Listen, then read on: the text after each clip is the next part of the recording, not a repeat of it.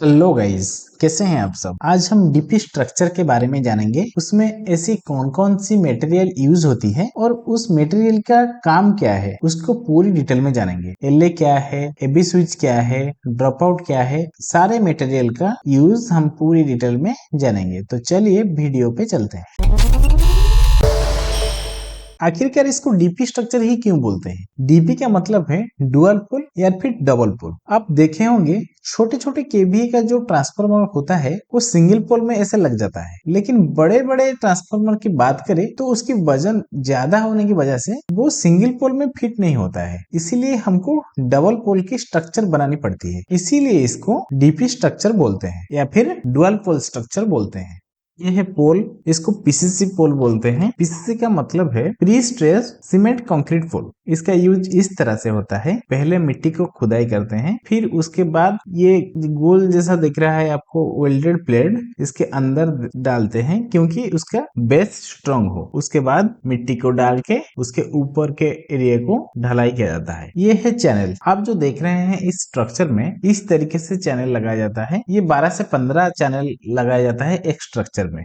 ये है LA. LA का मतलब है लाइटिंग अरेस्टर। आप जो देख रहे हैं इस स्ट्रक्चर के ऊपर सबसे टॉप पर ये एलए लगाया जाता है, क्योंकि एलए लगाने से जो लाइटिंग स्ट्राइक होता है वो सीधे एलए जरिए से वो ग्राउंडिंग हो जाता है। हमारे ट्रांसफॉर्मर को कोई प्रॉब्लम नहीं आता, इसीलिए एलए का यूज होता है। ये है कंडक्टर, ये एसीएसआर का डॉग कंडक्टर है। इस चार्ट में आप देख सकते हैं कौन सी एरिया के लिए, कौन सी लाइन के लिए कौन सा कंडक्टर हम यूज कर सकते हैं। ये है अर्थिंग रॉड। स्ट्रक्चर के पास 3 से 4 अर्थिंग का हम यूज करते हैं जैसे कि हमारा सेफ्टी बजाय रहे। उसके बाद ये है अर्थिंग स्ट्रिप, जो कि हमारा एलए हो गया, एबी स्विच हो गया या फिर ट्रांसफार्मर हो गया, सभी से ये स्ट्रिप की मदद से हम अर्थिंग तक पहुंचाते हैं। हमारा जो 3 अर्थिंग हो गया, पहले अर्थिंग में रहेगा एलए, सिर्फ एलए के लिए एक अर्थिंग रहेगा। दूसरी में रहेगा हमारा एबी स्विच और डीओ फ्यूज और ट्रांसफार्मर और सभी चैनल एक रहेगा, और तीसरी में रहेगा हमारा न्यूट्रल। ये है एबी स्विच। एबी स्विच का मतलब है एयर ब्रेकर स्विच। ये एलए के ठीक नीचे लगाया जाता है। इसका काम है जब कभी भी स्ट्रक्चर में कोई भी मेंटेनेंस होगा तो इस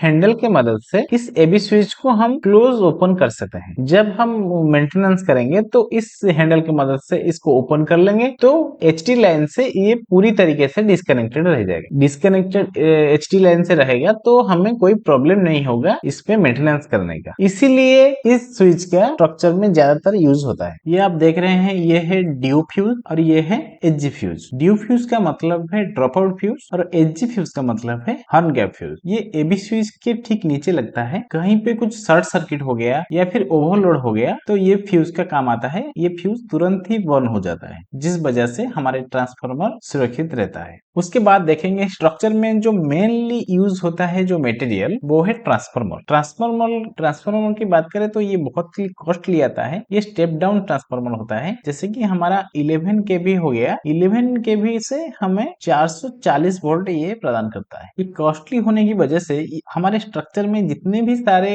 इक्विपमेंट हमें यूज किए, सारे इसी के लिए, इसी की सेफ्टी के लिए हमने यूज किए। जैसे कि एलए हो गया, एबी स्विच हो गया, वो ड्रॉप आउट भी हो गया, सारे के सारे इक्विपमेंट हम इस ट्रांसफार्मर के लिए यूज करते हैं। ये जो देख रहे हैं ये है stay wire. Stay wire structure में इसीलिए यूज करते हैं जैसे कि बहुत तेज हवा चल रहा है या फिर कोई बाढ़ आ गया, इसमें हमारा तो स्ट्रक्चर तो गिर जाएगा। इसीलिए ये स्टे वायर का यूज करते हैं जैसे कि वो स्ट्रक्चर स्थिर रहे। ये है इंसुलेटर। स्ट्रक्चर में बहुत सारे अलग अलग तरह के इंसुलेटर का यूज होता है। इंसुलेटर का एक अलग ही डिटेल में वीडियो लाऊंगा। हमारे साथ जुड़े रहने के लिए चैनल को सब्सक्राइब करके नोटिफिकेशन को ऑन कर दीजिए। ये है एलटीटीबी बॉक्स। एलटीटीबी बॉक्स का मतलब है लो टेंशन डिस्ट्रीब्यूशन बॉक्स। लो टेंशन का मतलब हमारा जो 11 केबी आ रहा है वो दे रहा है, हमारा इनपुट है वो आउटपुट में दे रहा है 440 वोल्ट। तो 440 हो गया तो हमारा वो लो टेंशन हो गया। 11 केबी था वो हाई टेंशन था, तो ये लो टेंशन बॉक्स में हमें 440 वोल्ट मिलेगा। इसमें एक एमसीसी भी लगा हुआ रहता है, इससे हम घर के लिए लोड ले सकते हैं। आज से इस छोटा सा टॉपिक में इतना ही। हमारे साथ जुड़े रहने के लिए चैनल को सब्सक्राइब करके नोटिफिकेशन को ऑन कर दीजिए। वीडियो लास्ट तक देखने के लिए शुक्रिया।